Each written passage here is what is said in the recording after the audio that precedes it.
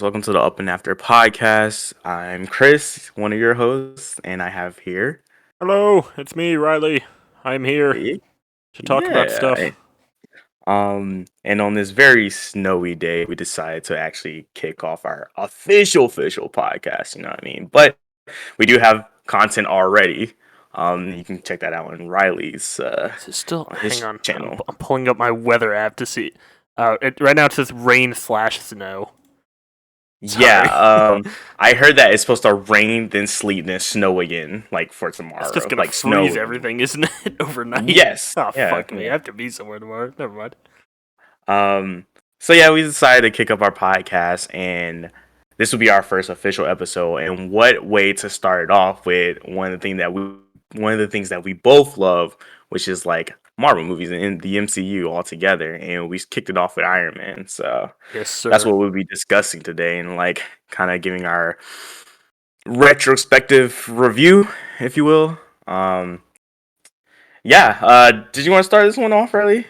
Or did Sure. you? I would love to start this off. Right. I really like this movie. I think this is one of the best movies in Phase 1. If we're Hmm. talking Phase 1 as Iron Man 2, Hulk, Thor, Captain America, and Avengers, I think this is probably the best movie. Um, Yeah, I Avengers would is agree. pretty good, but I think this is...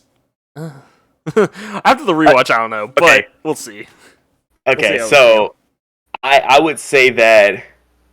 I mean, I guess we will get to it like you said, but uh, Iron Man Avengers, they have two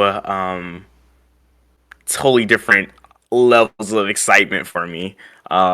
But Right. I kind of want to put them on the same level. I think I like both of them equally. But it being like, if we're excluding Avengers right now, just like solo movies with solo Yeah. characters, definitely Iron Man hands down is the hmm best. Yeah, this is like the Yeah. peak of Phase 1 solo, and Avengers is like, it was, at the time, it was like the perfect team-up movie. And kind of a perfect ending to that phase, right? Because that was the ending Oh, of phase yeah. one, and then Yeah. again, yeah. I So, remember, I don't remember what channel it was, but it's some channel talking about Marvel, and they were talking about how, like, it was a great culmination because they used, like, they got Loki as the bad guy from Thor. You had, like, the Tesseract, which was heavily featured in Captain America. Um, and then, you had Iron Man and Hulk in there as central points. But they just kind of, like, they took little things from each of the movies and brought them together to make, a really nice Avengers movie that rewarded you if you had watched everything else. But I don't want to get too off topic talking about Avengers when we can do that later. right. Understandable. Um, yeah. I want to start off by saying like, being that this was like Robert Downey Jr.'s comeback movie, Uh huh. right? Because he had been out of like Hollywood for quite some time. I think Yeah. he had gotten like sort of blackballed, if I'm not like, He was kind of blacklisted by several studios. And yeah. I've heard people talk about, like, what if Disney was helming this from the start, and it's like I don't think they would have gotten Robert Downey Jr. Like, they wouldn't have wanted to work with him. Right. So the fact that this is almost like this is almost like an independent kind of thing. Like, yeah, they have like the whole, like, baby Marvel Studios, and they had Paramount, but really it was just kind of like the brainchild of Kevin Feige and Jon Favreau at the time. And Right. they took a chance on Robert Downey Jr.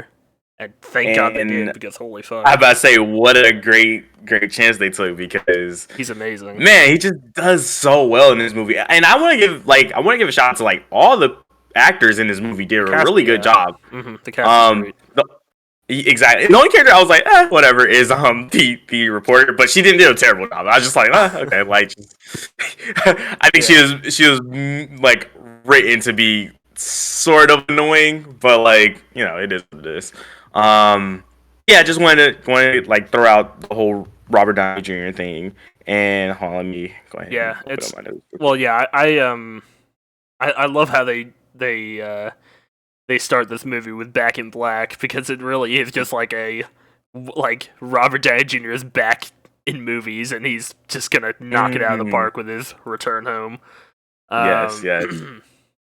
I I would definitely like to know, did like did everyone like once the movie had wrapped, were they like, damn, Robert Downey Jr. can actually like really fucking act, like, you know what I mean, type of thing. Like, excuse me, he got yeah, like loads of roles after this. yeah, And I imagine he's gonna be, a big name nowadays because he finally decided to like step away from the MCU because he wanted to start taking on other projects. right, Uh, and rightfully so. oh, he's amazing. He's just such a good actor. Mm-hmm. Excuse me.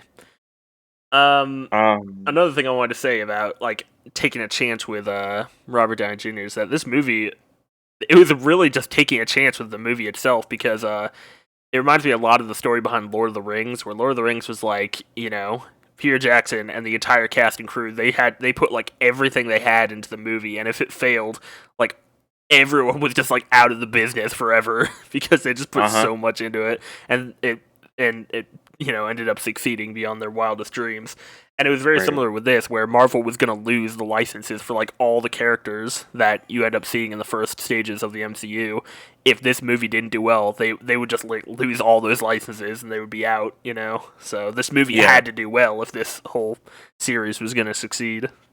And man, it's things like that that made me glad that it did do well, just Uh-huh. because of everything that like started after this, kicked off after this. Like, and like it's a genuinely good movie. Like, it would have been different had like everything like did like everything popped off after this, and this movie is like very mediocre. But no, it's still a really like a pleasure to watch. Yeah. So yeah, it just I'm glad that it had the effect that it did, or does, I guess. Yeah, um it's always one where whenever I rewatch the series, I'm always just like, all right, there's gonna be some shaky movies at the start, but I know I can trust this one to be pretty damn entertaining. Uh, yeah. One thing that's kind of notable about the risk they had to take is that this movie, I would think if they're trying to make like if Hollywood wants to make a movie that needs to succeed, they're gonna like focus group the shit out of it. They're gonna just like try and play it so by the numbers to try and make sure that it just gets the audience it needs to at Right. least make its money back. But Hmm. no, they actually just gave Jon Favreau like a lot of leeway in how he wanted to make this movie, and so he was very like hands on with all the actors and stuff, and he encouraged a lot of improvisation with the cast, and that's just something I wouldn't expect when there was a lot on the line for this. Yeah, if I say, yeah, I didn't know that, but like it makes, I mean, like it makes a lot of sense. I think it's better having being that he has basically creative control to be like, hey, like let me do this the way I want to do it. If it bombs, it bombs, but at least I can say I made it the way I wanted to make it. You know what I'm saying? Right? But yeah, Yeah, turned out I good. wanted to kind of like dive into like the actual movie and say that the opening to me is very great. Like, It's pretty I just intense. love the fact that like it starts with like these soldiers or whatever, and I think it's cool because you don't see Tony at the very beginning. It's showing everyone around him in the vehicle and not him, and all these characters who have a reaction. Ooh, my bad, I think I hit my mic. Has a reaction to Tony. You know what I mean? I Yeah, you think can that's see so like the cool. awe on their face when they're in like a car with this guy, and you're like, well, what's the big deal? You know? And then you finally see is this dude with a nice clean suit on. He got a drink in his hand, got a nice ass watch and some nice ass shades. And I'm like, you know what? This is a pretty good introduction. He's cracking jokes, you know what I mean? And like I said, this adds to like Robert Downey Jr., but like he's a very charismatic, and Oh you yeah. make you immediately go, all right, this dude's kind of cool. You know what I mean? Like, so yeah, I just really like the opening, and like you said, like it goes to shit really quick. I wrote down 2 minutes and 30 seconds into the movie, and shit just It's just yeah. dies. Oh yeah, I like how it's just completely unexpected. Like I I I can't think of a lot of movies that start like that, where it's just like a nice casual scene, you're just like joking around, and then it's like boom, landmine, everyone dies, your main character gets captured. How did we get here? It's Yeah. it's pretty cool. Um, Nice, exciting little opening. One thing I was gonna mention, I got really granular with these notes, so Oh, okay. I apologize, and forgive me if I get a little bit in depth here. Um, Right. when the soldier, it was like I think the last soldier to get out, and he's like, "Stay in the car," and he turns around and just like Yeah. gets showered, and he just is out, and all the bullet holes appear in the car. I love Yeah. effects like that because I love the idea where they have the holes there already, and they have like I don't know, epoxy or whatever like on them that they Right. just like have tiny little explosions that just like pop them out so the holes Right. appear, and they all happen at once. It's so good, dude. It looks so good. I love it. Yeah, it definitely looked really good. And like right after that too, one scene that stuck with me when I was younger is when Tony gets out the car immediately after like all the shots or whatever, and I think the missile goes off by him, and this is like the start to him getting captured, but he's laying on the ground, and his shirt is completely white. And then it just starts like bleed, like blood starts to like Yeah. actually like So it's start like, to seep oh through. god, that's bad. Exactly, because it's so cool because most like shows and movies will have like maybe like the shirt's open already and now you see the wound, or like the blood's already on him because the explosion went off. But this is like you're like, oh, maybe he's all right. It's just like he got like his ears wrung or whatever. But nah, he's not doing very well. I like that a lot, man. As a kid, I was like, whoa. I especially love when he like rips his shirt open and it looks like he almost has like armor underneath it. Yeah, So I that think just he has shows a how bulletproof powerful vest. like the weapon is. That's Yeah, great. man, that's fucking amazing. Really good What a opening. great opening. Yeah. Um. Right off of that, That's about what do all I I have for the have? opening scene, but Yeah. So I wrote this. I was saying like this was because this movie came out in 2007, correct? 2008, I believe. 2008. Dang, Hulk came out this year too. The same year. Yeah, I believe they both came out in 2008. Damn, I thought this one came out in 2007. Okay. Well, I was gonna also, I mean, it's still, I mean, the thing I was gonna say will still applies.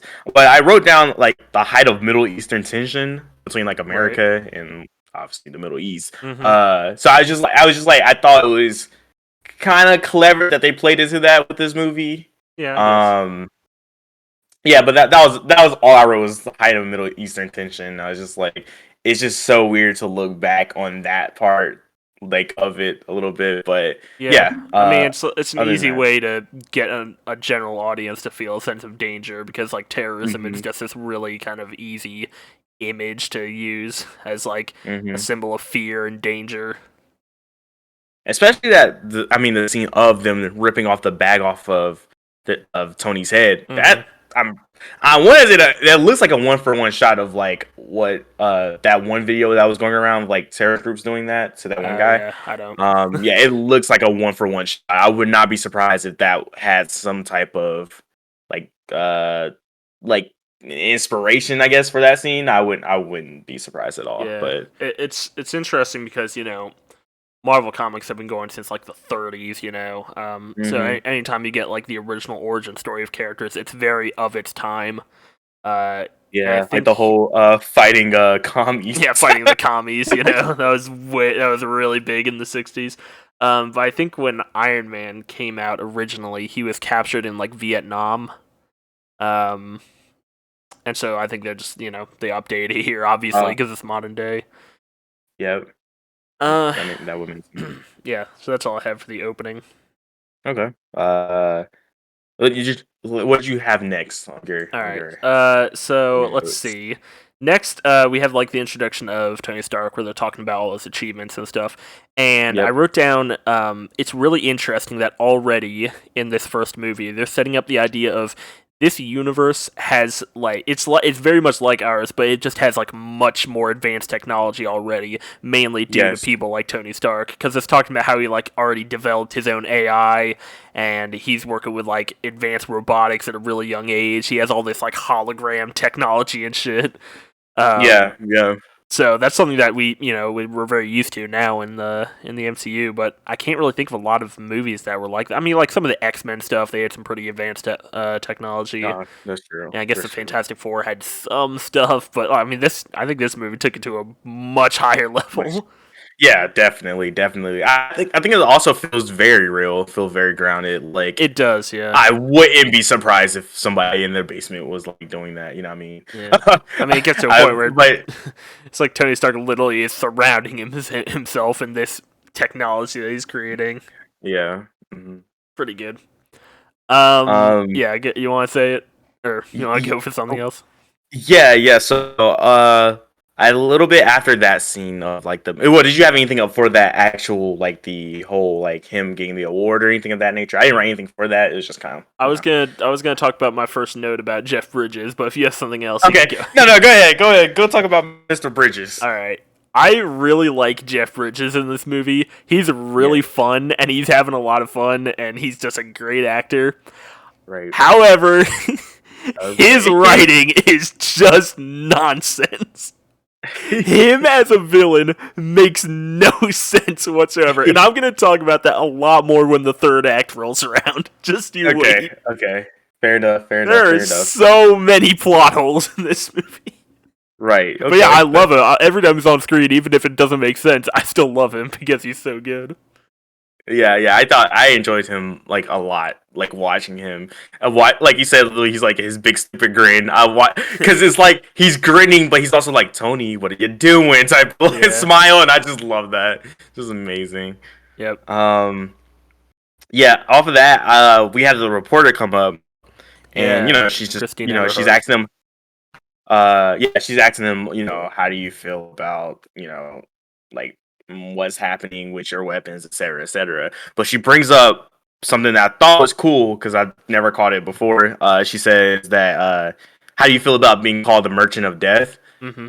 And I think that's just so funny in retrospective because this is also something I want to dive in later. But like Tony genuinely like with this conversation he has with his porter, he's genuinely believes that he's trying to like he's helping people, and the weapons he create helps people more than it hurts people. Mm-hmm. You know what I mean? It's not until he gets the reality check later on that it's like, whoa, okay, maybe what I'm doing isn't right. But if we're just cutting that part out and just saying what his thoughts he had with that reporter, he genuinely like says like, yo, I'm helping people, this is what I'm doing, like I don't see anyone else trying to make an impact as much as I'm doing it. You know what I mean? At least that's how I read it. And I think that goes for every like he stays pretty consistent through every single movie. Like, and him being a merchant of death, because even though he wants to save these lives, he's still technically like a merchant of death. Like the joke is that Tony Stark created every fucking villain in the MCU. Like, it's true, but like his ideology of him wanting to save people never changed. You know what I mean? Even if he is like this sort of like cocky, dude, he still has that like almost like really good heart, and I like that. I thought it was really dope, man. How cool they kept it consistent. You know what I mean? I mean, yeah, I think it comes down to the fact that he has this barrier between him and the results of his inventions and his technology, and the whole idea of this first act is just breaking that barrier down to give him like the real look at what his effect on the world is. And I mean, that's just a great way of getting this mini character. I say mini, this really fucking impressive character arc in the first act of the movie. Yep. Speaking, go ahead. Well, no, I was gonna say, all right. Let me go first because I'm gonna talk about Christine Everhart here, the reporter.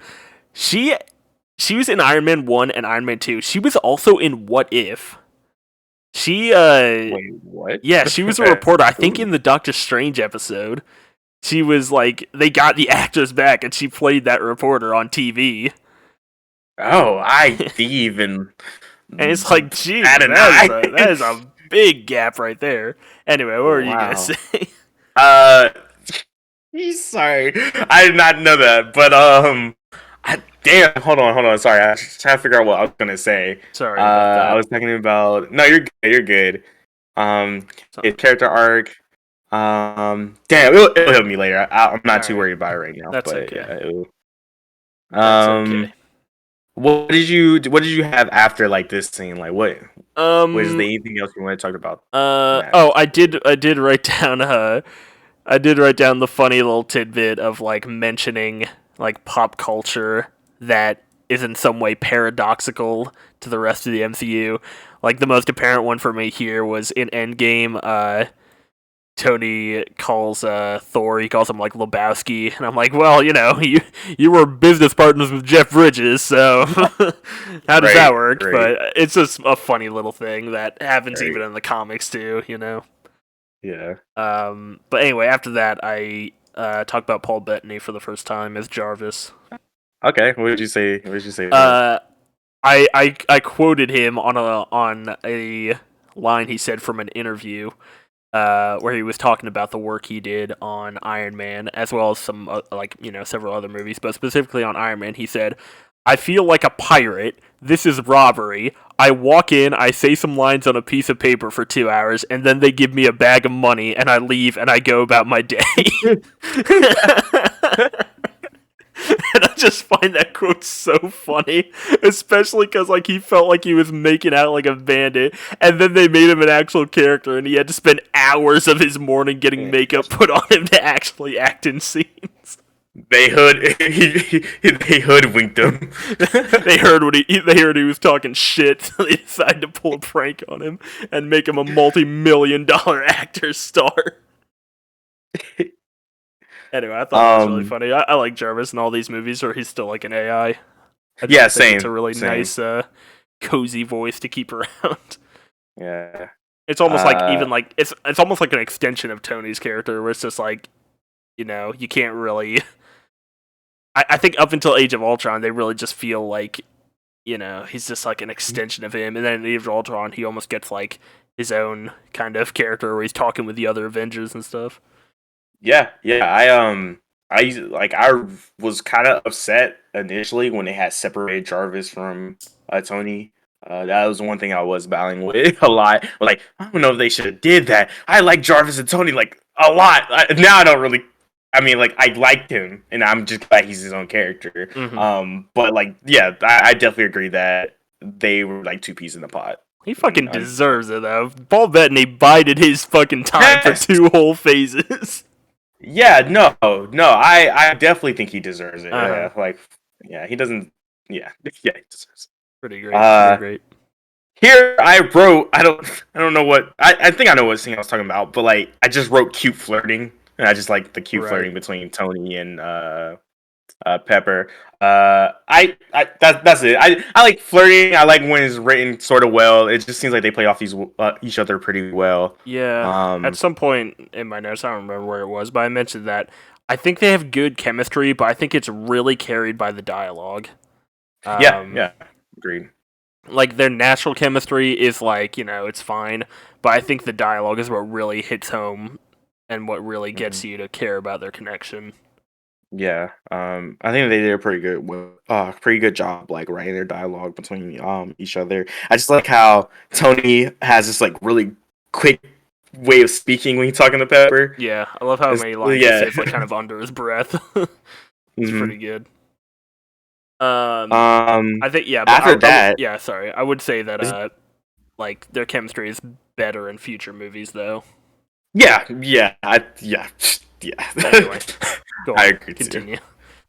After that, speaking of like relationships and dialogue, I really like the plain coffee scene with Rose and Tony, like, cause they're like talking over each other, but both still being heard by each other, while also they're getting drinks, and it's just like it made that scene like listening to like both characters. I was just like, man, I really wish Terrence Howard was in the rest of the movies because I just really love him playing Rhodes, and I really like how him and Tony and like him and Robert Downey Jr. like play off each other. I just thought it was really cool, and I just don't feel that with Don Cheadle. Nothing against him as an actor because there's movies I like him in, but I don't know, man. I just don't think he was the right pick for Rhodes personally. That's my own personal opinion. But yeah, I just really like Terrence Howard. It just sucks that shit went down. I think he just wanted more money or some shit, more than I could talk about Robert. Fit. Yeah, we talked about that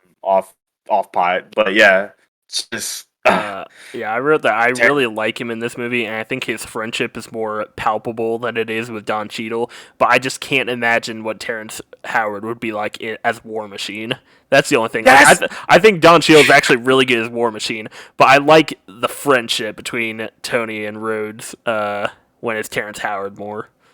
You know what, Riley? I will completely agree with that because I was thinking in my head like I don't know what this man would be like in a suit. But I don't mind Don Cheadle in the suit. But out of the suit, I'm like, no, I don't need Don Cheadle. But yeah, I could definitely give me Don Lee. No, but yeah, I was like, yeah, I don't know what this man would be like in a suit. So I can get behind that. You Right. make an excellent point. And just to clarify, like it was because they didn't know how much they wanted to give Robert Downey Jr. because he wasn't like a reestablished actor yet, and so Terrence Howard was the highest paid actor on this movie, and he wanted to, they were gonna pay Robert Downey Jr. more for Iron Man 2 because he's got his stride back, he's really popular now, people love him as Tony Stark, so they were obviously gonna give him highest paid actor in Iron Man 2. Like that wasn't like even in question. Right. But Terrence Howard said that he also wanted like a pay increase. I don't know the exact specifics of it, but yeah, they decided to recast with Don Cheadle. And yeah, I'm with you. Like I do like Don Cheadle, but I I really think Terrence Howard actually did a pretty good job in this, even though he's fucking batshit in real life. But so is Gwyneth Paltrow. So yeah. they're actors. Gwyneth Paltrow trying to like just a little sidebar here. And there's like a thing where Gwyneth Paltrow was like trying to sell her pee, or like probably yeah. I mean, she it sells was all kinds of shit, wild fucking thing. weird goop crap, whatever. Yeah, maybe that's what it is. Maybe the goo. Not just saying it's her pee. Let me not start rumors about fucking actors I don't know anything about. But I don't want to know. I just heard that Gwyneth there's some wild stuff. All right, let me see what else I got. Little fun facts. Let's move on. Unless you have anything else, I'm gonna move on to the weapons demonstration. No. Right, Okay. Yeah, I got the weapon demonstration thing. This is all I'm gonna say. Then you can go off your point. Yeah. All I wrote for that part was the Jera Whoa. Jera Whoa. Yeah, that's a good one. Yeah. Good one. I like it. Anyway, go ahead.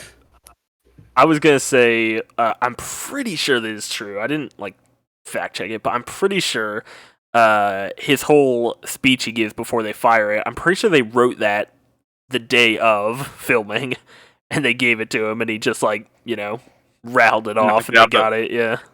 Oh shit! Oh wow! I did not know that. That's pretty cool. That's all I have for that bit. I mean, the demonstration itself was pretty cool to watch. I remember they played that scene in the trailer. Right. Yeah. And that was one of the money shots for me personally. It was like, huh, man, I should try this out. Yeah. That's the part that one scene is the one I remember, and the one I called when we were watching it. The part where he jumps up to hit Ironmonger. Yeah. That I love that shit. That's one of my favorite moves. Like the jet power punch. Because he also gets so much momentum because he just climbed back up. So anyway, that's later. That's third act. Let's get back to where we were. Yeah, that's all I have for the demonstration itself. It was the Jera Whoa because I just thought it was cool. So from that point, we get into the whole him getting captured, and now we're back at the whole where the beginning takes place. Yes. So from this point, on till when he actually creates the Iron Man suit, right before the Iron Man suit, I wrote that this feels more like an interesting war piece before it feels like a comic book movie. You know what I mean? I feel like nowadays when we see Marvel movies, I can go in and be like, this is a comic book movie. You know what I mean? There's they gotten so far from I don't want to say reality, but they gotten so far from more grounded things that it do feel like a comic book movie, and there's nothing wrong with that because I think they do a good mixture of comic booky with realistic things, with realistic goals or whatever. But with this movie, it just like I said, it just feels like a war piece. This guy just got caught behind enemy lines type of feel. You know what I mean? Yeah. It's not until I would say even after he creates the suit, they leave. He gets out.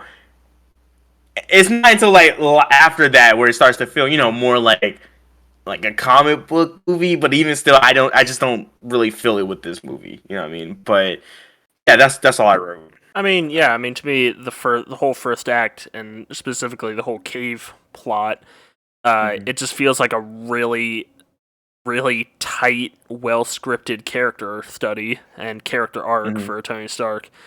A Tony character Stark. Ha ha ha. uh, give me that.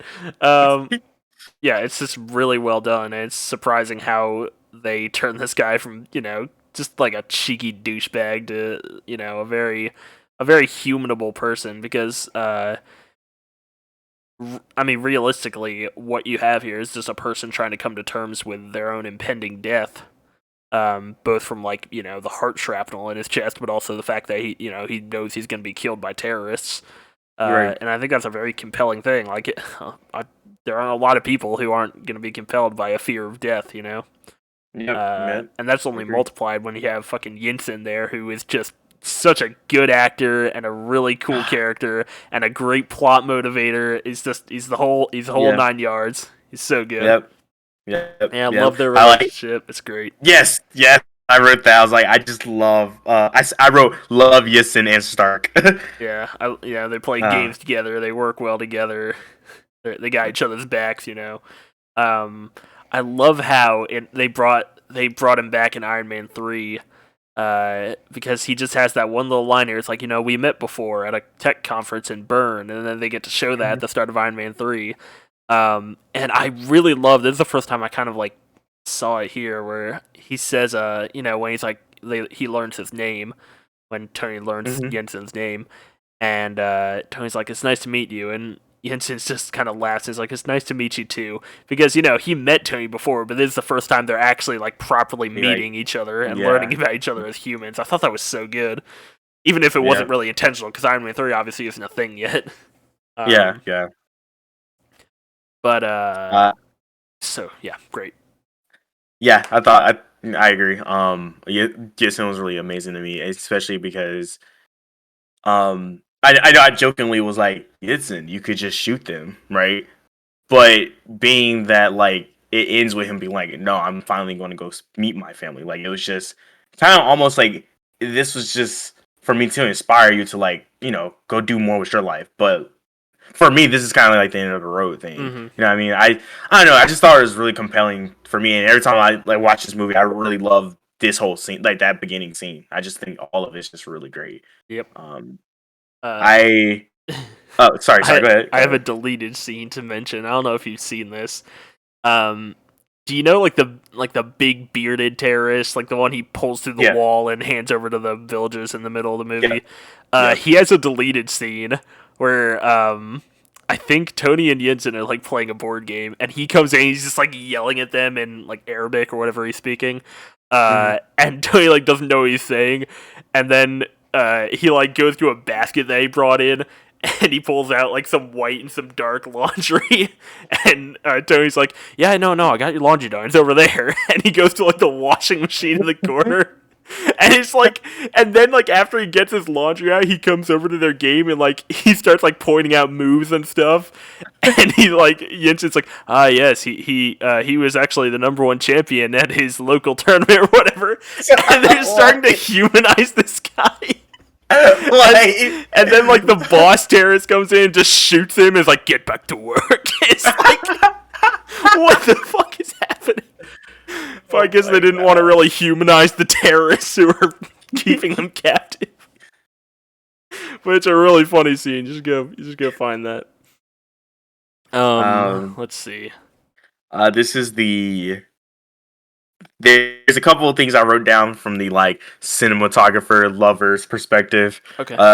I did interesting camera shot for the arc reactor in Stark's chest. Because it was on the CCTV. Is the right when he gets his new one, and he gets up, and it's just a light, but it looks really cool to me. Because it's what the people are what the terrorists are seeing. They're just seeing this dude get up with this fucking light in his chest. It just looks really cool to me. Oh Jesus, what was that? It looked really big to me.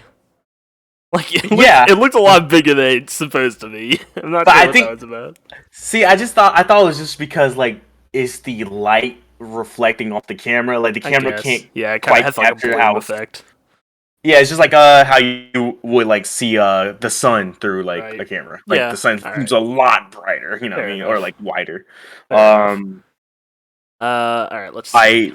Oh, one more thing. Sorry. One more thing. I actually also wrote cool mask intro shot when like he's banging on the mask and then he like walks over to you and he sets it on the table. Yeah.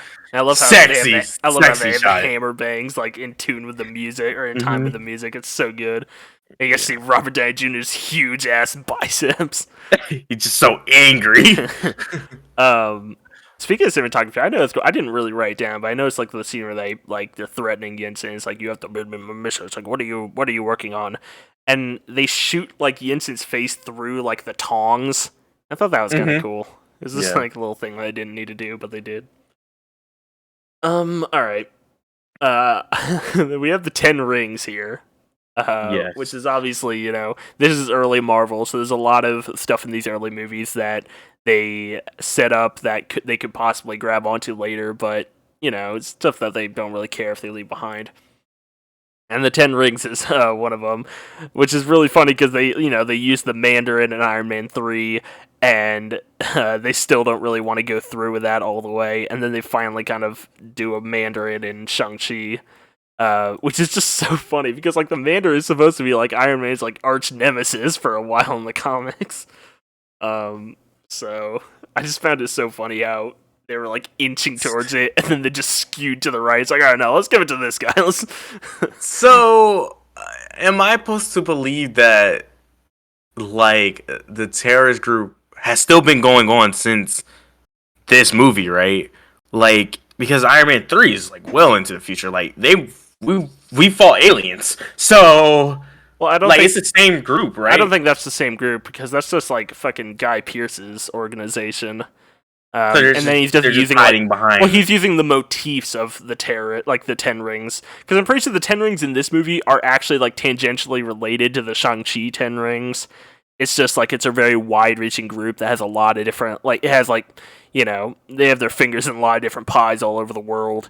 But in Iron Man 3, it's like Guy Pearce and Ben Kingsley just kind of like used their motifs and like the name of the. I guess it's not really his name, but they used the name of the Mandarin and the symbol and stuff for their own uses and stuff.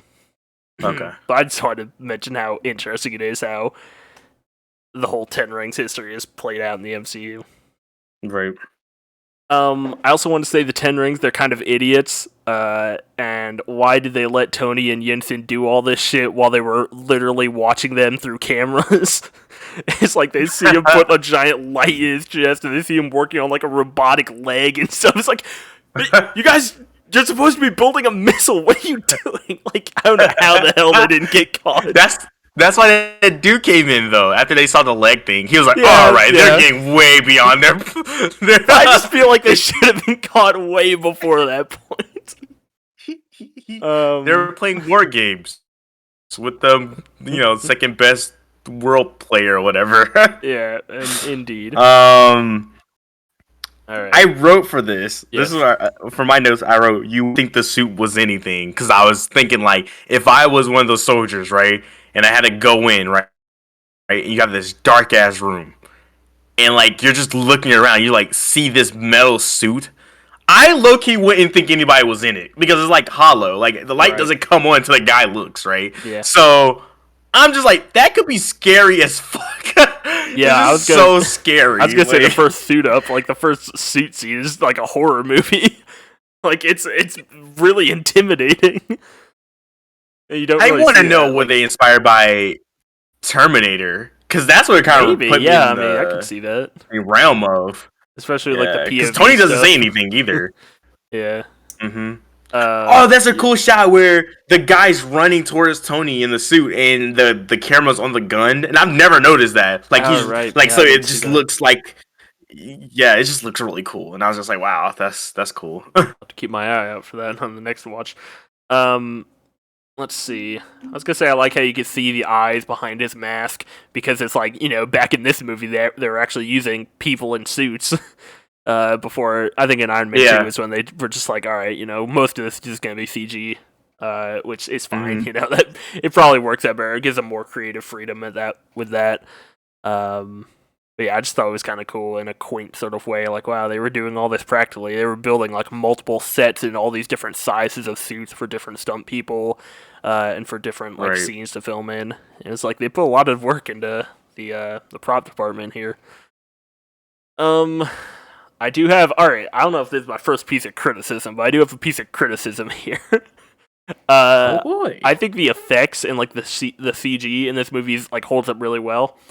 But when he fires the rocket at like the terrorist boss guy, that did not look good. That CG when that explosion didn't look good.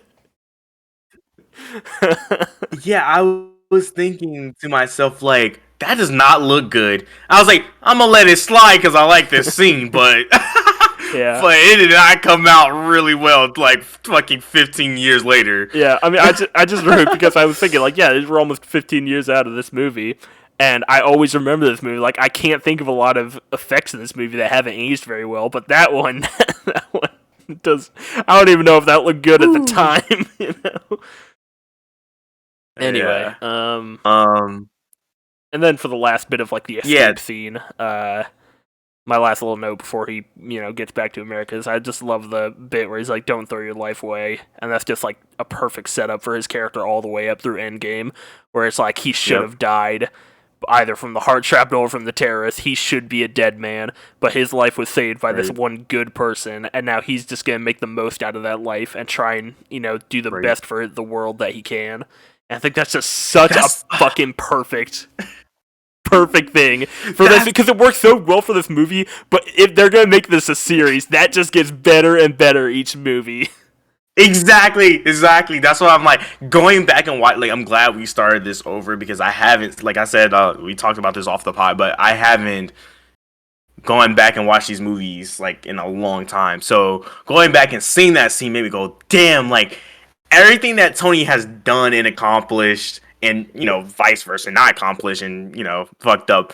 It just all, comes from this particular point in his life where he should have died. But now he, doesn't want to squander the life he has now. Everything he's done has been for that. And, protecting these, the people, you know what I mean? I don't know, it's just... Yeah, and I like how they kind of... They play more into that 9-Man 3, where they kind of talk about Tony just believes he's a man on borrowed time, so he just is trying to protect the people he loves and stuff. It's good. It's very good. Very good character work. Awesome. Yeah. That's all I have for the first act. Yeah. Literally, so after the first act, I only have 2 notes. Yes. Oh, for the rest of the entire thing? You. Huh? For the rest of the movie? Yep. Okay, alright. Well, that's fine. You can play on my notes. Yeah. Alright. Yeah, I definitely can. I can, pass my paper over on the side of my desk and you can lean over. Alright. Well, if we're going to get to the next part, I have something for right when he gets off the plane.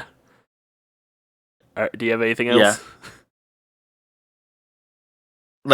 Do you have anything before I say that? Alright, cool. Alright, so I wrote here, reshaping his entire life based on his new worldview is only the second thing Tony Stark wants to do after reaffirming his love for America by buying a cheeseburger. Yep. I think that's great. It's just so small, but it's such a great little character moment. I said, Burger King! Burger King! That's the one thing I remember watching from this. Alright. It made me want a burger, I'm not gonna lie. Yeah. It looked really good. Yeah. I can't remember the last time I had Burger King, so I don't know how good their food is. Maybe, I guess we'd have to see back in 2008, though. Alright. Oh, yeah. Alright, so at the press conference, the SHIELD acronym is a silly retcon that people take way too seriously. That's what I wrote. People really try and jump through hoops to explain why the SHIELD acronym wasn't a thing in Iron Man 1. People will just try everything they can, and it's just like, it doesn't matter. It was just a silly little running joke in this movie. Wait. So I'm confused. Well, what's the argument? SHIELD. Alright, so SHIELD is clearly a thing thing. Like, if you look back even like Captain Marvel, like that takes place in like 1990, 1995. I don't remember the exact year. Right. But like they call themselves S.H.I.E.L.D. It's like, hey, we're from S.H.I.E.L.D. But in this movie, the running joke is that they call themselves the Strategic Homeland Intervention Enforcement Logistics Division, and they haven't come up with like a better name for themselves yet. And at the end, it's like, yeah, our name's S.H.I.E.L.D. It's like, all right, there you go, that's better. And it's like a running joke in this movie, but people take it really seriously, and it's like, wait, but how come they didn't have the S.H.I.E.L.D. name yet? It's like, just don't worry about it. It's just a joke, Okay, yeah, that's that they later retconned, but people take it very seriously on certain forums. Let's see.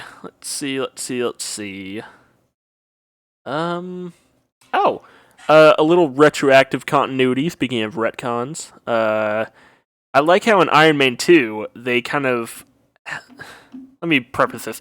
Tony Stark comes back and he says, "I'm not going to build weapons." And instead, he wants to focus. Like his first kind of inspiration for not focusing on weapons anymore is his perfection of the miniature arc reactor technology, which is like, that technology was originally meant for like clean, sustainable energy, and that's like his inspiration for doing more peaceful projects in the future. And I kind of like how in Iron Man 2 they go back to this idea where Tony's dad was actually working on something similar. He was like trying to synthesize that element that he makes in Iron Man 2 for the reasons of like, clean energy in the future. So I don't know. I thought that was a neat bit of writing they got for Iron Man 2 from this movie. Mm-hmm. Yeah, I haven't seen Iron Man 2 in a while. I'm interested in watching that one again with you. We'll see what happens there. All right, let's see. Okay. I'm just gonna keep going through my notes. So if you have anything, just like jump in, okay? Okay. So, because I'm not sure, I don't remember the exact chronology here, but I'm gonna skip ahead to the scene where he goes and he's about to tell Rhodey about the Iron Man technology, and Rhodey's like, no, you need to go get your mind right and stuff. I have a note for that, but yes, go ahead. I was gonna say that scene was pretty pointless, and it didn't really add much. Like he goes to him, it's like, hey, I have something to show you. It's like, no, I don't want to see it. It's like, but you really need to see it. It's like, no, I don't want to see it. And then they just go to the next scene, and I'm like, all right. I mean, I don't know what that was for. Well, I guess it's supposed to. No, well, I see it as more. Yeah, go ahead. Well, because how I'm seeing it is he's going to people after a big change in his life, and him being like, I don't really want to fuck with like these things anymore. I want to like help people, type of thing. Right. And he goes to one of his best friends and be like, hey, I wanted to show you something that's like better. Like I'm trying to better myself, and his friend turns him down. You know what I'm saying? I think it makes sense because now it feels like Tony's more alone doing the right thing than he was doing the wrong thing and having everyone. So yeah, I mean, I guess like the thing is, like, I feel like that didn't really get enough payoff because he just like reveals it to him later. But yeah, I see what you're saying. Fair. That's well, okay, but did he really reveal it to him, or did it just so happen shouted it at him over the phone? It's me. Yeah, but he had no choice but to say it's me, or he's gonna get blown to smithereens. He probably could have found a way out of it. I mean, what did Rhodey do after finding out it was him? Like, he told him to lay off. Yeah, but they didn't listen to him. He was like, "If you have the shot, you take it." Listen here, it was a pointful scene. Okay, sure. All right, fine. It was pretty short anyway. I took note of the wipe transitions that they used in this movie that you don't really see in modern Marvel stuff. Just thought that was what transitions? The wipe transitions. Sorry, where they like wipe? Yeah, the wipe transition. Yeah, okay. Wipe over the screen in the next scene. Yeah, I got you. It's not. I borrowed Ong Lee's Hulk. For that. Just don't really do that anymore. All right, I love in this movie how much of Tony just like messing with shit you get to see, just like building shit in his basement. I just love how much we get of it. I don't get tired of it, where it's just him being smart and tinkering with stuff and building his suit and getting all the different pieces working together. And it's great because it's interesting, and it's great because it really shows off how much of a genius he is and how much better he is than me. Yeah. What the? Yeah, the scene where it's like the holographic arm repulsor, right? And he like sticks his hand in the hologram and he pulls it. Like I was like, yo, this shit's so cool.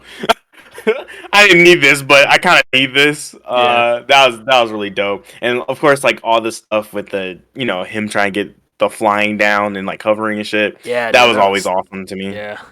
I love how even when he's at 1%, he's just flying like around in a circle in the basement. He gives that laugh, like, and I'm like, he's still having fun. Just it's exactly what I would expect someone who achieves the power of flight, where it's just that nervous laughter of holy shit, I'm actually fucking flying.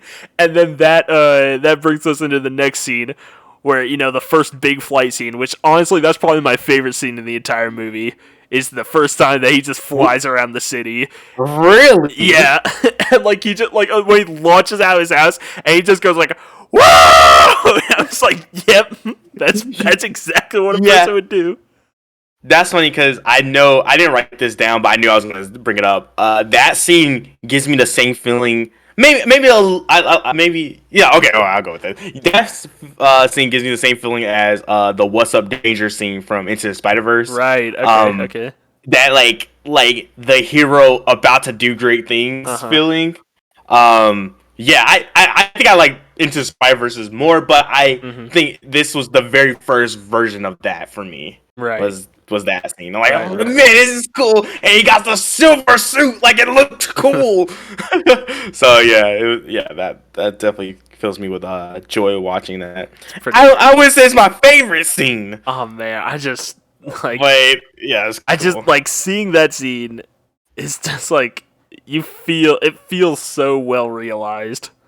I just don't feel I don't get taken out thinking oh, it's just a CGI person fucking flying through the air. I'm like, nope, that's a fucking guy in a metal suit flying around a city, and especially when he falls out of the sky and he powers up the suit just in time to not hit the ground. It's so good. It's he does good because he's like, whoa, it's so cool. We're running on emergency power. Yeah. So yeah, there you go. Great scene. Yep. And then we go back to the terrace, and they're starting to piece together Tony's suit. And I thought to myself, why didn't Tony burn his blueprints before he escaped? I don't know. Yeah, you're right. I guess thinking now, it's yeah, I mean, maybe not, but I don't know. In the moment, it's I guess he never would have thought that someone would be able to recreate the arc reactor technology that makes it work, because without it, it's just a fucking metal suit. So, yeah, but then he says I don't want to get this in the hands of anyone else. So then that's kind of in which scene? He which scenes did he say that? Yeah, what? That was he was when he asked Pepper to destroy the old one. Yeah. Well, yeah, I mean that's the arc reactor. He's saying destroy the arc reactor because that's the real key to making all this work, Yeah, I guess it's true. Because you're saying the blueprints to just the metal suit. Yeah, right? Yeah. That's fair. I don't think he left the blueprint. I don't think he made blueprints to an arc reactor. He just kind of made that on the spot. So I'll retract that complaint. Well, and I also guess he's thinking they could probably have that because anything I create after this is going to be far superior than just flamethrowers on some arms and a jet. I don't think he would really be thinking. I don't know if he would be thinking that far ahead because he's literally in just pure adrenaline flight or fight mode. Yeah, that's fair. Just trying to make this to escape, thinking it probably won't even work. Yeah. All right. Let's see. I already mentioned the chemistry between those two. All right. Here we go. So I'm about to go to the party scene. Do you have anything to mention first? Nope. All right. So I wrote here, it was by the party scene with Obadiah that I really started to get annoyed that he doesn't have a concrete motivation yet. And this goes to the end of the movie where I just don't get what motivates Jeff Bridges' character. I don't know if he's motivated by greed, like he just wants money. I don't know if he's jealous of Tony. I don't know if he like wants the company or if he wants power. I don't know if he just wants a cool robot suit. Like I just don't get what's motivating him. You know? Yeah. You're making a point because there's a scene in the third act where he's doing his whole. The guy starts monologuing. He's monologuing, talking about how the world will soon be his. Yeah. He says like, I built this. I built this. I built this company from nothing. Is what he says. Nothing, and I'm like, but you were with Stark, right, and like that was. I wrote down a piece of dialogue that he says in the final act. I'm gonna fucking talk about it. Okay. Well, maybe we'll wait. But I'm with you. I'm just like, okay. So he wants to continue selling weapons for the company because my only guess is that he have just any wants money. Yeah, he just wants money. Yeah. Like he's greedy. But it's just they don't ever like outright say what his motivations are. And my thing is, are you willing to murder like? Because he was gonna kill that wife and kids, the family of kids in the car. Yeah, yeah. He's like, I'm gonna tear the shit out of Jeff Bridges in the final act. You just wait. He's like fucking collateral damage. I'm like, you didn't even kill the terrorist guy. The guy's like, you're gonna have to say something for mine, right? No, because he says that's not gonna be your real problem, right? Because he told Tony it just paralyzes you. That's it. Well, that's all it does. It paralyzes you for 15 minutes. They killed all his men. I would assume they killed him too. Okay, that's fair. All right. Okay. I don't know why they would. Fine. Sure. Okay, go ahead. But it's just like, are you willing to kill children for money? I guess people do that every day. Never mind. But it's just really weak in terms of writing. I just didn't understand. Yeah, and I'll go more in detail into that later. But now we go to him going over back to Afghanistan to go fight some terrorists. All right. Yeah. You want to talk first? I just wrote one sentence. This is the last sentence. Last sentence I wrote before. I didn't have anything else to write. It was just me kind of enjoying the movie. But I wrote what an entrance, and I wanted to say maybe we'll do a whole episode dedicated to this, us not watching a movie. It's dedicated section of what is your favorite superhero entrances in a movie. Man, yeah, as soon as they don the suit, what is your favorite? You know what I mean? I have an idea. All right. Anyway. Okay. Yeah. But I'll rank them for you if you really want. Anyway. I was just saying this scene is really cool. I remember this is kind of one of those things also that they showed in the trailer a lot. But just him landing and then hitting the dude and he just flies into the fucking wall and that guy creates a crater and then he just turns and it shoots. It's just superhero shit that I just really love. So yeah. I wrote that his voice is so cool in this movie, in the Iron Man suit, but I can see why they didn't keep it in future movies, because here it's almost like a scary force of nature. But it's I can see why they didn't keep that in future movies. His suit up is so amazing. I just love all the moving pieces, and they just show it in heavy detail. I like Tony's technology in future movies, but at some point you just kind of lose the cool suit ups for all the nanotech he has, which, like I said, it's cool, but you lose. To be fair, though, some of the nanotech shit was really cool. The fact that you can move a part that's something else to what you need at the current moment. That shit is still cool to me. Yeah, the application is great. I just think it's you're sacrificing the suit up potential. That's true, because Iron Man 2 even had suit up potential, and that shit was cool. Dude, the whole Iron briefcase Man thing. Briefcase suit up is amazing, man. Yeah, we'll talk about that. That shit was so cool. We'll talk about that when we get to it. But yeah, I said Iron Man just killing terrorists and shit. You don't really see a lot of superhero movies at this time, where it's just the superheroes just murdering humans. You're either going up against monsters or vampires or just any number of stuff. But no, Yeah. Iron Man just lands here and he just kills a bunch of terrorists. Yeah, you're right. He just murders a bunch of and then he leaves. And then the last bit of like the terrorist fighting scene is I wrote, when he blew up that tank, I felt that because it was just so good and so cool. They shoot at him. He dodges like, really? He dodges. Yeah, it's so cool. She's like, yeah. I even love the sound for a small missile because it's not loud. It's pew. Boom. No, I love how it gets shot out of the sky. By the way, whoever's piloting that tank, that guy's a goddamn hero. He fucking shot Iron Man out of the sky when he was flying full speed. I think Iron Man got up and he stared at that tank. He was actually impressed. He wasn't like pissed or anything.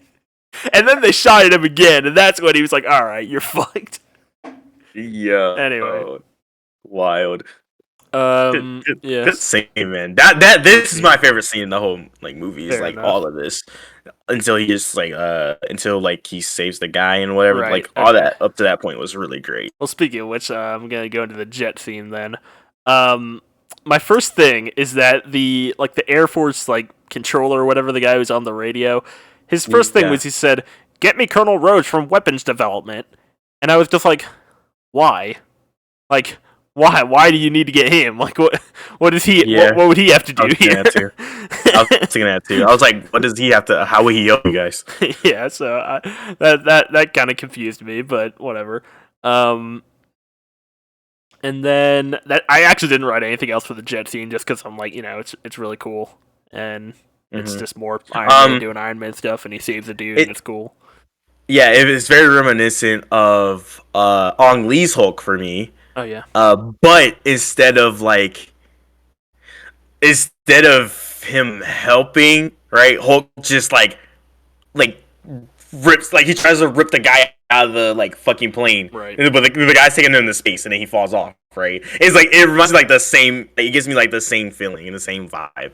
Right. Oh, and wait, I think in that movie, the guy like tries to pull the the like ejector seat, right? And Hulk catches him. And this was the scariest shits ever. That's Avengers. Oh, was that Avengers? Yeah. Oh man, why did I thought that was Ang Lee's Hulk? Because when Ang Lee Hulk, he goes to space too. Maybe that's why. There's so many jet fights and so many fucking superhero movies.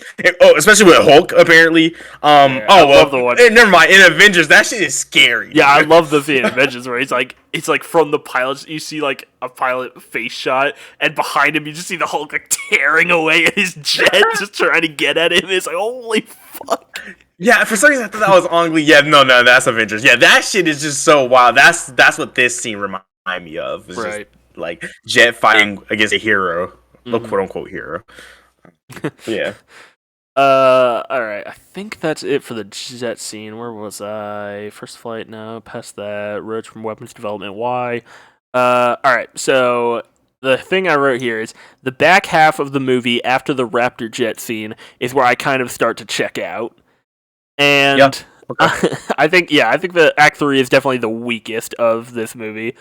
I can get behind that. In that it's just like, Pepper finds out, but there's not a lot of weight to it, I don't think. Like, they have the scene where she's like, you have to stop doing this because you're going to end up killed. And it just doesn't have, like, too much investment for me, I guess. Because, like, I haven't felt like Iron Man's ever really been in much danger here. Yeah, Jeff Bridges is also like, I'm sorry you had to bring Pepper into this. But, like, he wasn't directly going after Pepper. Okay, well, here's the... Well, no, I think what he was saying is that Tony sent her to go and get, like, the files from his computer, and that's when she found out about, like, the terrorist, like, kidnapping thing that he organized, right? Yeah. And that's why he had to kill her. Here's my question. Okay, how did Obadiah not just think she was gonna release that video to, like, the press or something? Or, like, on the internet? That's what I'm saying, is, like, it's weird to me because... He doesn't go after Pepper first. Yeah, you know what I'm saying? He goes after Tony. I mean, he tries to go after her, and then Tony he flies in and saves the day, right? Oh, well, he does go after Tony, but he needs like the arc reactor to power the suit.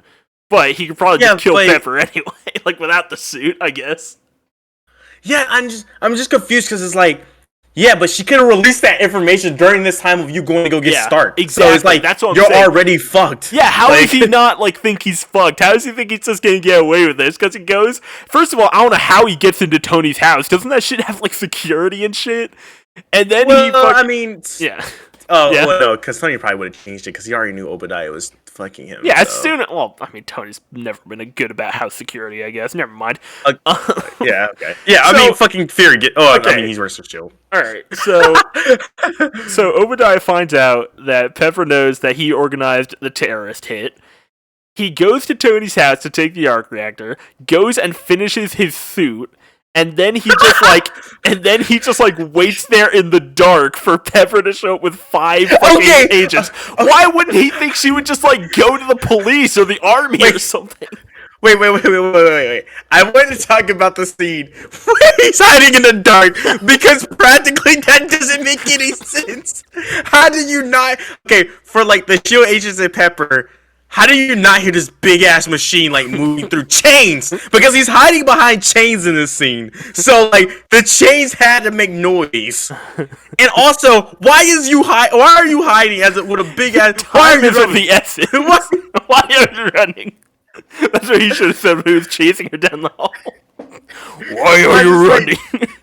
This doesn't make any sense. I'm like, why is he... And then, like, as soon as she gets over there, it's like... I'm like, no, you already should have that on. Like, I just don't understand how he, like, I don't get why Pepper, like, she goes to Coulson and it's like, all right, we're gonna go arrest him, and it's like, I get the idea of her going to arrest him, but like, you should also have like some kind of backup plan where you make sure that video gets in like the hands of someone, like just like send it to someone at the fucking local bulletin. I don't know, like. All she does is call Rhodey. Yeah, and that makes sense, because he's in the fucking, like, Air Force. Like, he has some fucking military power. Like, even if Obadiah killed Pepper and Tony, he's still fucked. I don't get his motivation. Alright, I probably wrote some of this down, though. Let me see. Hang on. Let's see. Yeah, I wrote that. Okay, no, I'll talk about that later. What is Obadiah's motivation when he builds the suit? We still don't know. I just don't get, like, is he planning on selling that design? I think so, because he brings up, like, I guess he talks the world about his best weapon ever, you know? Yeah, but it's like, do you really need to get in the suit? Like, I mean, he's basically doing what the fucking villain of Iron Man 2 is doing, right? Or like, that's what his idea was. Huh? Or the villain of Ant-Man. Oh yeah, the booger shooter. Anyway, okay, so and I said, and then he goes up on the streets, like, how the hell are you gonna get out of this? Like, it's so dumb. He has no. He was willing to. That's what I'm saying. You're going to murder like children and then be like, yeah, no, I'm selling this suit so you guys can save the world. Like, what? You know, the suit that just terrorized the city and killed a family of 4? Yeah, well, Stark Industries, we're back on top and we're selling it to you for cost. It's like I think it would have been better had he been like, okay, well, I'm selling to the enemy, so basically I can fund this war. Like basically fuel this war, so I can basically sell to both sides and still get money out of it. He's more profiteer. That's easy. Yeah, that's easy. I'm okay with that. It's very concise. I get his motivation, but no, he's not doing that. He's just like, no, sell weapons, but also murder people with the weapons in broad daylight, broad nighttime, where everyone can see on this highway. And I'll get back onto that. I have more written down later, but I do want to go back and talk about when he, like, you know, steals the arc reactor from Tony. I don't get why when Tony has the arc reactor and the electromagnet taken out of his chest, why does he go into cardiac arrest?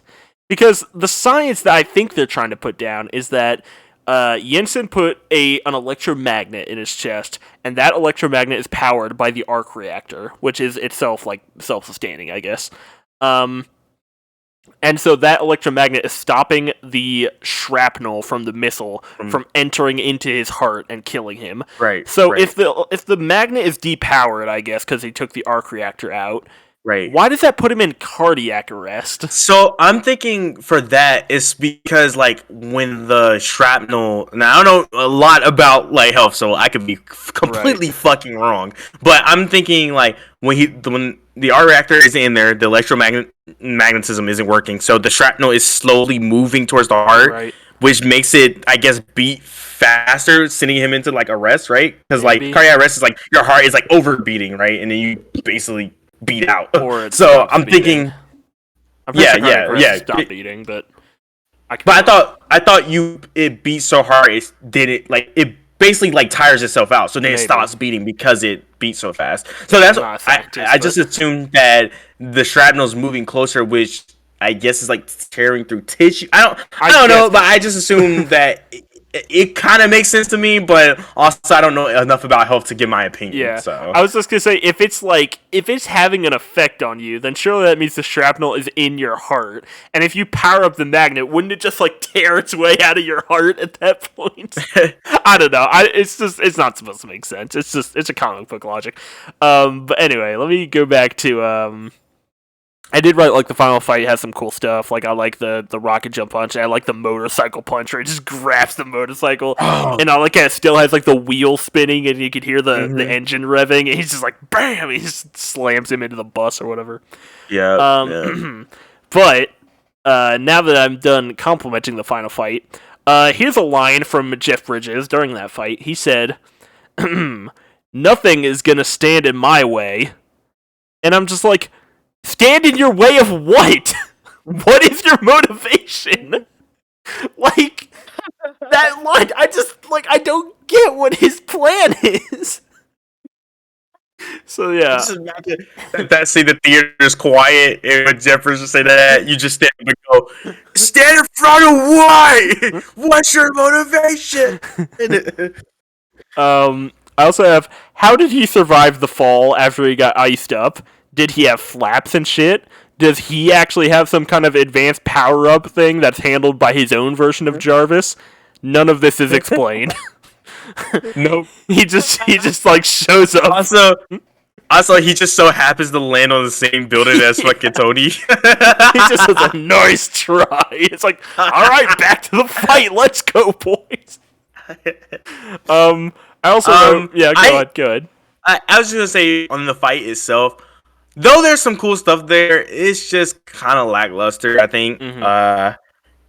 And Tony doesn't really do anything. He doesn't even beat him. Like, yeah, Tony just kind of. I mean, they work together. He rips out the targeting system and shit. I mean, it just feels like the whole like bringing him up to the atmosphere or like the stratosphere or whatever the fucking, and then just like bopping him on the head. Like that should have actually done something. Because it's like all triumphant and stuff, but it doesn't really amount to much.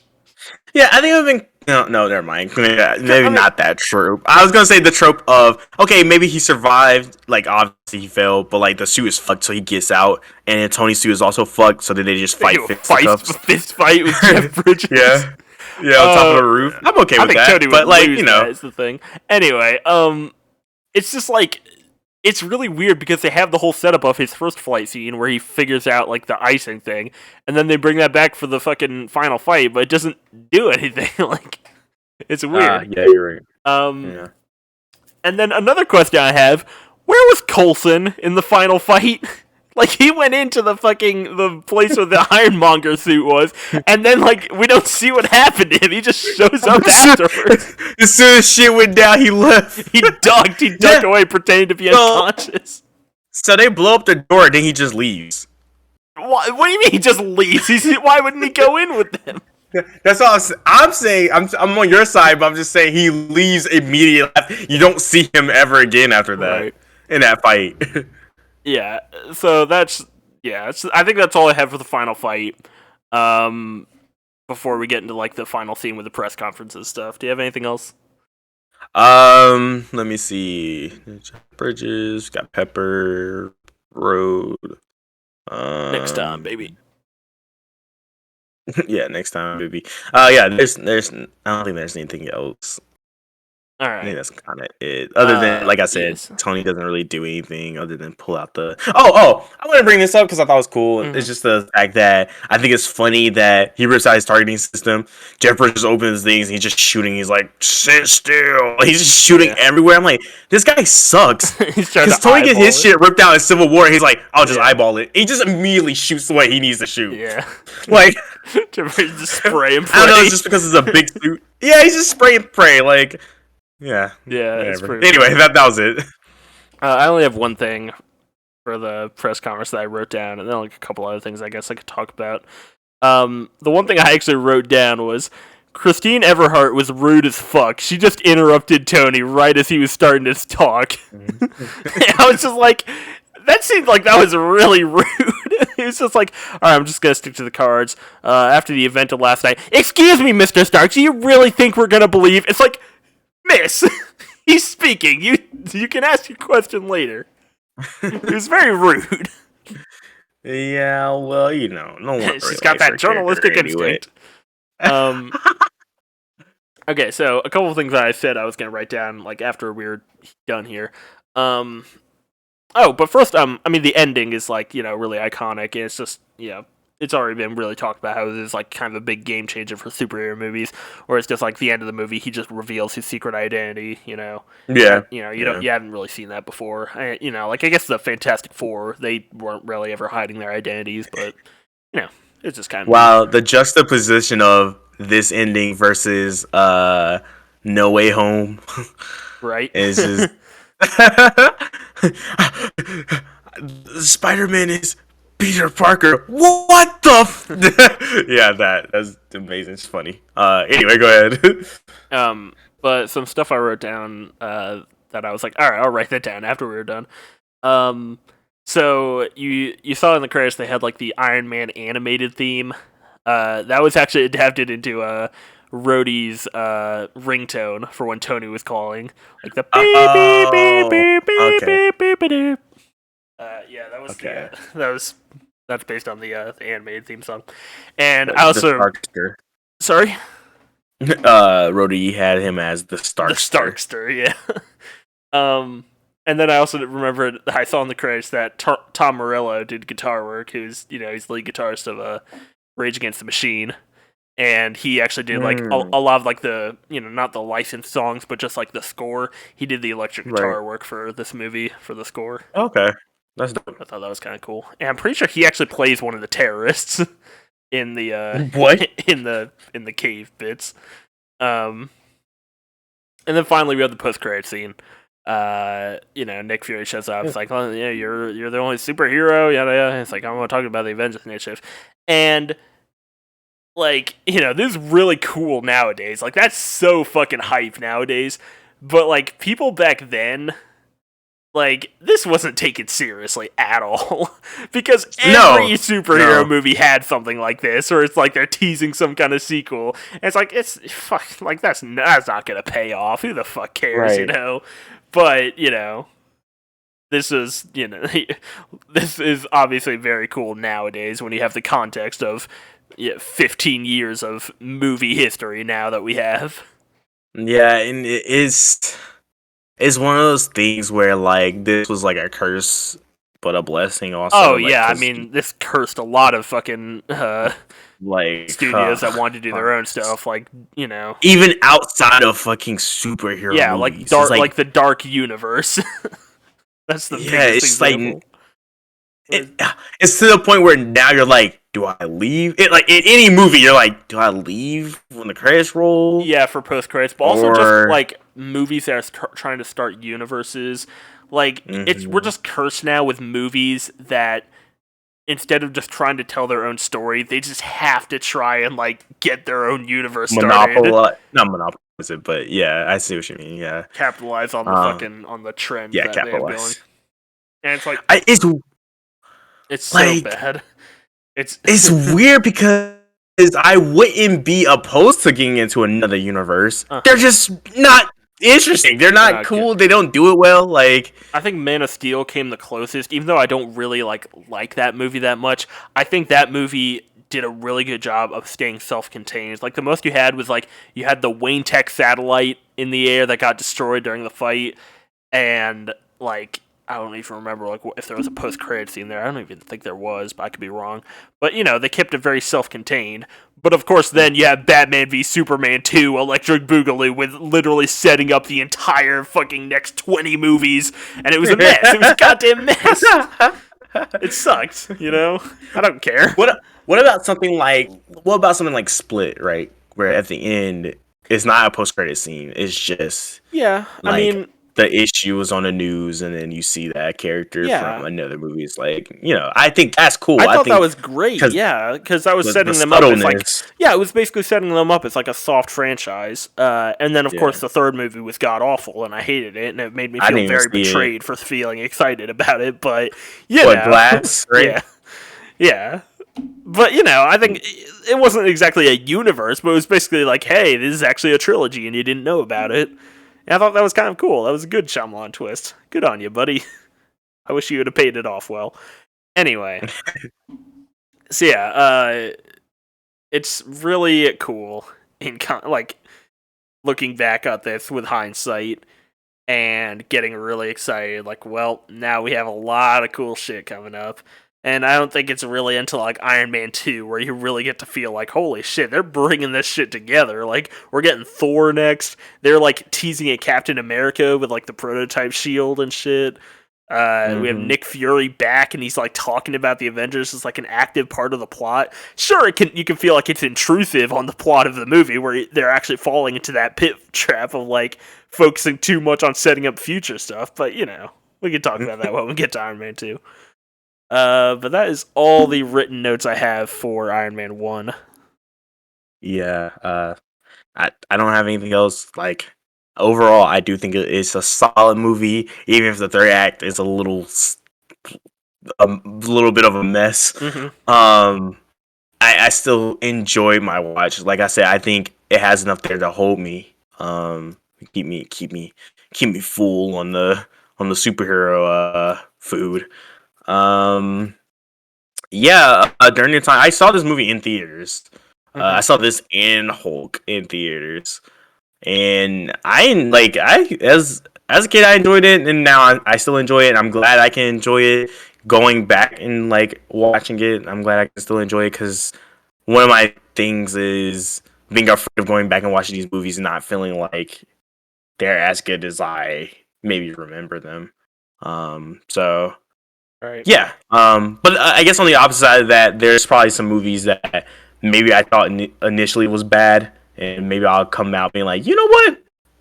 Iron Man 2 isn't the worst Marvel movie. So yeah, we'll see. Yeah, I didn't see this in theaters actually. The first MCU movie I saw in theaters was actually Black Panther. Whoa! Whoa! What? Okay. I was like, "There's no way, Riley. You fucking pulling my fucking leg, dude." No, don't do that. My first one was Incredible Hulk. Okay. Yeah. I can't wait to. That's next, right? Yep, that is next. Yeah, let's fucking go. I'm excited to see that, 'cause I have a lot of soft spots for that movie. And I have a lot to criticize it for. Yeah, that is very fair. But I get to see my boy Hulk, and that's always a plus for anybody new to the pod. I say new. This is our first episode, but still, if you're new to like joining us and whatever, I love Hulk. That's my favorite like hero. So yeah, big on the Hulk. Yeah, that's my boy right there. Anywho, yeah. So. Overall, it's a great movie to me, and what about you, Riley? I really like it. I think the first act is just a great character study. I think the second act has a lot of great action scenes with some nice just character on character scenes in the middle to just flesh out what we established in Act 1. And then I think Act 3 kind of just, it gives us, a solid conclusion, but it's just really shaky in terms of the character motivations and the writing and the reasonings and stuff. But it's still exciting, and it still is just a nice little wrap up where, you take your excitement that you had for the first two acts and you just kind of like coast through to the end without you just kind of turn your brain off, and you can have a good time still. Just enjoy Jeff Bridges hamming it up in a giant robot costume. Pretty fun. Yeah. Is there anything else you wanted to That add? is all I have to say about Iron Man 1. Yeah. Go buy Solid Goop. movie. No, don't actually I do that. can't wait till we watch Hulk. I don't know. Depending on what we're going to release next, it might not be another Marvel movie. We might do like another movie, like in general, or we might do another do a TV show. So Arcane. So yeah, we Arcane might wrap do up. Finish Arcane. that. Yeah, we're about to finish that. So yeah, just be on the lookout for whatever is next. But for right now, it is just Iron Man. Before I like completely wrap it up, Riley, what are you watching right now? What shows are you watching? What movies are you watching? Or what have you watched? I should say. Anything you closed on recently that you wanna? Shit, dude. I haven't been able to watch the shows that I've been watching on my own recently, unfortunately. I haven't really found the time because I'm mainly actually focusing on reading comics at the moment, and I've been trying to just catch up on my comic game. But Okay, well then, do you want to talk about the last? I mean, I'm just reading a lot of like Silver Age stuff, like the first few issues of stuff like Fantastic Four and Incredible Hulk and Doctor Strange and all that. But I could just talk about like I've been watching. I've been trying to get Max to catch up on a lot of the Phase 4 stuff that he hasn't seen, so I've been watching Loki with him. And he's been, in return, showing me stuff like Static Shock and Regular Show, and those are pretty fun. Just a more lighthearted alternative to the usual kind of bleak affair that I watch with him. And then aside from that, you and I are doing Witcher and Arcane, and those are a lot of fun. I'm really excited to see where those go. Yeah. And that's about it in terms of watching stuff. Yeah. Oh, and Euphoria, of course. Oh yeah, dude. That's I'm so hype. Go watch Euphoria if you haven't seen it. It's so good. Better Call Saul, Snowfall. Yeah. All the stuff we have with Max. Trying to watch Squid Game and Monster and Blood Plus and fucking Columbo. There you go. JoJo. I mean, it's finished. That's gonna come back. Yeah, hopefully soon because I'm really excited about that. Very, very excited. Let me see if there's anything else that I have that I can actually shout out. Oh, I'm watching Yu-Gi-Oh! Arc 5 with Harrison. Hell yeah. Oh my god. It's so good. It's so goddamn good. For now. Everyone always says that it gets really shitty, but, we'll see. I could just read off of my watch stuff list of stuff I'm supposed to be watching, but I just don't. The Crown is really good from what I've seen so far. Attack on Titan, I'm starting to get into that. I say I'm starting to get. I finished the first season and it finally started grabbing me. Well, good luck on the second season because it lost me. That's the reason why. Oh shit! Really? The original Dragon Ball. I'm still working my way through. That's a lot of fun. I bet. I'm watching Beck. It's just a band anime. It's still hasn't really gotten me. And then The Good Place is pretty fun, and I'm trying to catch up on Jujutsu Kaisen, and that's everything. Okay. There you go. Was that extensive enough? Yeah, that was extensive. Awesome. I was just asking for what shows you were currently watching or have watched. For me, I actually want to start Abbott Elementary. That's been kind of blowing up on my Twitter lately. It's kind of like it's from one of the directors of The Office. Oh. So it's shot kind of like a mockumentary style, like The Office. So definitely want to check it out. Has some cool actors in it. It has the dude from Everybody Hates Chris. It has I can't think of her name, but I've seen her like BuzzFeed videos, but she does much more than that. So I definitely want to check out Abbott Elementary. There's 3 episodes out right now, might be 4 as we speak. So I'm gonna try to catch up on those and watch them all, so I can just watch it week by week. I've recently watched Scenes from a Marriage, so that's one of the shows I'm gonna watch right after we finish The Witcher. I want to watch that with Riley because I think that would be it's really cool to watch with obviously like your partner or like a person you're in a relationship with, but I would love to have a discussion with Riley and just talking about like we're in a relationship of sorts. Yeah, we're in a friendship relationship. It's great. So it's just like something I because it's more of like a character study, and like relationship study. But yeah, I just think we'll have some really good conversations. So, yeah, it's a great show though. It has Oscar Isaac in it. It has Jessica Chastain in it. Mm. Yeah, she The alien great from both. Dark Phoenix. Yes, but fuck, she's a great actress, and it makes me mad that she is butt all in fucking X-Men. Let's see what else. Started another like romance type show. I can't think of the name, but me and my girlfriend watched a few episodes. It's kind of like the anthology type of thing. So that was pretty cool. That's about it for things I'm like really watching. Oh, obviously we didn't say this, but Yaiba, we're watching. Oh yeah, that too. That's pretty Demon fun. I'm liking Slayer. that. Yeah, same. What else? I think that's it. I'm going through Erased again with my girlfriend, so that's fun. Awesome. Yeah, that's about it. That's all for what I'm currently watching and all the shows that I brought up earlier, Snowfall and Saw and all those. But yeah, I'm enjoying everything consuming so far. Cool. Yeah, so we've hit the hour and 30 mark, so I'm gonna wrap it up. That's perfect. Any last